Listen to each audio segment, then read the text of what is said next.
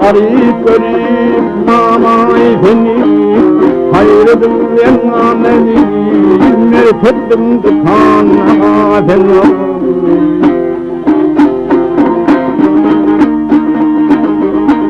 Ey ne üçün beni gayr ettin, ey bir koçyiğini har ettin, hakiratını yemen ettin, tapmasam sanhana seni.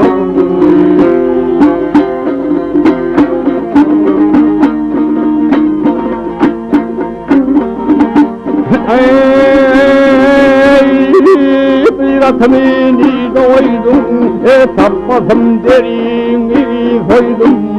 Kalap bilin gözüm oydum, ey Hüdayır emama seni. Mamazan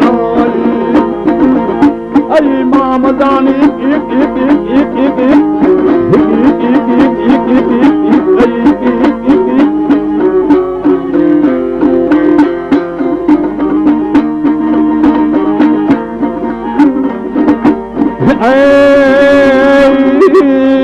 Tayrayan dillerin, gıyreti tutayın ellerin, şimdi ben kolluyorum, durmur emama seni.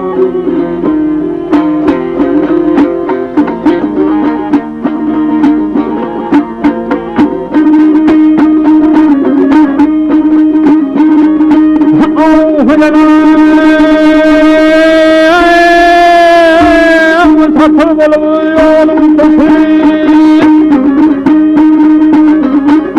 ey bunda gelir üstüm basıla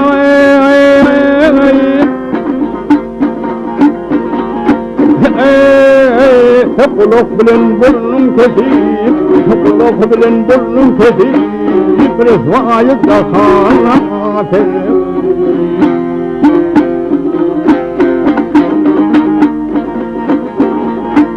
Oğlu taptım yerim, indi kovaydı yürürüm, gıyratım kanatım diyelim, kol yetir metana dedim. Ey Mamazan ay Mamazan